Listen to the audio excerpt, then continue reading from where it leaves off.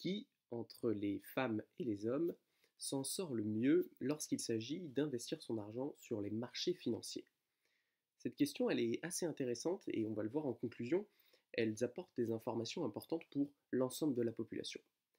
Comme dans de nombreux domaines, eh bien, les scientifiques aiment bien étudier les différences entre les compétences et les performances selon des catégories de personnes, pour déterminer finalement quels sont les facteurs qui permettent à une population de surperformer une autre population.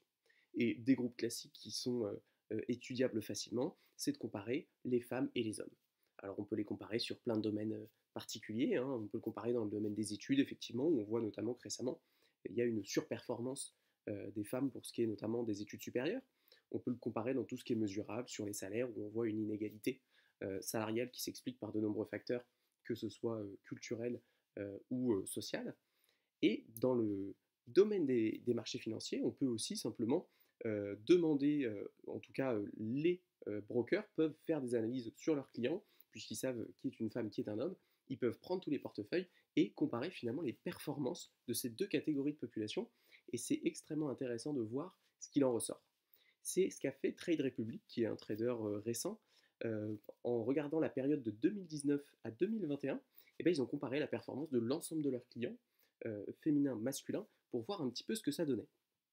Alors le début des résultats est tout à fait attendu. Il faut bien comprendre qu'aujourd'hui, dans notre culture, il y a encore une forte attribution des notions d'argent, de gestion, de finances aux hommes, de manière générale. Et c'est vrai que pour, la, pour une partie de la population importante, dans la culture populaire, bon, bah, c'est l'homme qui va s'occuper des finances, que ce soit lié effectivement à cette historique de c'est l'homme qui ramène l'argent à la maison, mais aussi c'est l'homme qui gère finalement la gestion de cet argent et notamment de l'investissement. Et donc ça se retrouve dans des chiffres de manière extrêmement concrète, c'est-à-dire qu'il y a une plus grande proportion des hommes qui investissent en bourse que des femmes, et en moyenne, ça se lisse avec le temps, mais en gros, les hommes investissent à peu près 2 ans plus tôt que les femmes au cours de leur vie. Euh, et pour ce qui est notamment de l'investissement en bourse, on évalue que sur la population générale, il y a environ 22% des hommes qui possèdent des actions individuelles dans leur portefeuille, alors que pour ce qui est des femmes, on est plus de l'ordre de 13%. Donc on est vraiment sur des ordres de grandeur qui sont très différents, donc très largement statistiquement significatifs. Et donc ça s'explique pour le coup de manière assez normale parce que voilà, ce sont les hommes qui se sentent le plus responsables de ces questions-là, et les femmes vont peut-être se défausser, notamment lorsqu'elles sont en couple, auprès de leurs compagnons pour s'occuper de ces questions-là. Pourquoi pas? Néanmoins, la suite de l'analyse est beaucoup plus intéressante. Déjà parce qu'elle s'intéresse vraiment à la performance. C'est-à-dire que une fois qu'effectivement les femmes se sont décidées à investir, qu'elles ont un portefeuille, eh bien on va mesurer la performance de ce portefeuille annuellement par rapport à celle des hommes. Et là, on remarque une différence qui là encore est significative et en plus inattendue. Significative pourquoi? Parce que la différence elle est de l'ordre de 2%.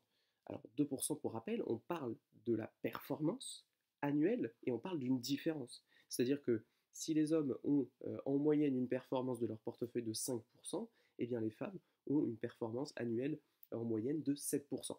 Dans cette étude-là, ils ne donnent pas la performance moyenne des portefeuilles, très probablement parce qu'elle est largement inférieure à celle du marché et qu'ils ne veulent pas avouer que effectivement leurs clients probablement ne gagnent que très peu d'argent en passant par des courtiers actifs comme Trade Republic, mais ici n'est pas le sujet. Le sujet, c'est de comprendre que les investisseuses femmes, eh bien, finalement, outperforment leurs homologues masculins de manière extrêmement claire. Et clairement, 2% par an, c'est monstrueux sur une longue durée. C'est ça qu'il faut bien comprendre. Et donc là, on arrive à la question de se dire, mais comment c'est possible? Comment c'est possible que les femmes outperforment les hommes alors qu'on l'a vu, historiquement, finalement, elles ont beaucoup moins cette attribution, donc probablement qu'elles ont peut-être été moins formées à ces questions-là, probablement qu'elles ont un petit peu plus de doutes, on l'a vu notamment lors des détentions de titres vifs, c'est-à-dire d'actions vraiment d'entreprise en particulier. Et effectivement, quand ils ont continué l'analyse, ils se sont rendus compte que euh, les femmes, en fait, le critère qui définit et qui explique cette différence de performance, c'est pas tant un niveau d'éducation ou de compréhension des marchés financiers, puisque il est équivalent hein, entre les deux sexes. Par contre, ce qui diffère beaucoup, c'est l'auto-évaluation des compétences. C'est-à-dire qu'en moyenne, les hommes vont s'auto-évaluer bien plus performants et bien plus sachants que les femmes ne s'auto-évaluent. Et donc, ça amène à quoi? Ça amène en fait à un phénomène eh bien, d'excès de confiance de la part du public masculin et des investisseurs masculins qui vont avoir l'impression de comprendre le marché, de comprendre effectivement cet environnement qui est objectivement très complexe. Et cet excès de confiance, il va se traduire dans les performances parce que concrètement, qu'est-ce qui va se passer? Il va se passer déjà qu'ils vont faire beaucoup plus d'opérations. Mathématiquement, dès lors qu'un investisseur fait plus d'opérations, eh bien, il va payer plus de frais. Donc, il va dégrader d'autant sa performance annuelle. Ça, c'est un premier élément. Et le deuxième élément, c'est qu'il va s'exposer à ce qu'on appelle des risques spécifiques, c'est-à-dire que là, on ne parle pas du risque du marché, comme le marché action ou le marché immobilier, qui vous est finalement récompensé sous forme d'un rendement, mais le risque spécifique, c'est le risque de détenir une entreprise en particulier. C'est le risque d'aller sur des investissements exotiques, type crypto, etc. Et bien en fait, les hommes, parce qu'ils ont cet excès de confiance, parce qu'ils ont en moyenne l'impression de mieux comprendre le marché, eh bien ils vont avoir beaucoup plus tendance à aller vers ce type d'investissement, c'est-à-dire des titres vifs, c'est-à-dire des titres d'une seule entreprise en particulier, ce qui, bien évidemment, augmente leur risque de manière disproportionnée. Et ce risque-là, le risque spécifique, il n'est pas rémunéré par le marché, à l'inverse du risque systémique de marché. Donc concrètement, ils vont prendre beaucoup plus de risques, mais sans avoir une performance supérieure. Et donc, comment ça se traduit concrètement? Eh bien, on le voit dans les résultats d'études, dans une dégradation extrêmement importante de la performance de leur portefeuille. Et ça, c'est vachement intéressant parce que aujourd'hui, qu'est-ce que ça nous apprend?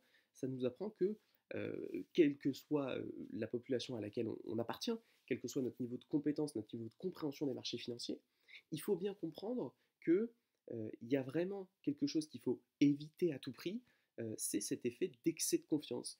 Et notamment quand on est intéressé, probablement comme vous, par les questions de finance, que peut-être que vous vous documentez, peut-être que vous lisez des livres, eh bien il faut à tout prix garder en tête que l'excès de confiance qui peut venir finalement bien des informations que vous allez accumuler, qui peuvent être des informations tout à fait valides, eh bien ça reste quelque chose d'extrêmement dangereux et qui peut venir de manière très concrète altérer votre performance en vous poussant à multiplier les opérations et en prenant des risques qui ne sont pas du tout récompensés par le marché. Donc ça, finalement, c'est les conclusions qu'on peut tirer de cette étude. Et en conclusion aussi, si vous êtes en couple et que c'est monsieur qui se charge des finances, bah peut-être que ça vaudrait le coup de réorganiser en tout cas la manière de fonctionner, parce que si on regarde les chiffres, eh bien ce sont bien les femmes qui tirent leur épingle du jeu sur ce sujet-là. Je vous remercie et je vous dis à bientôt pour la prochaine.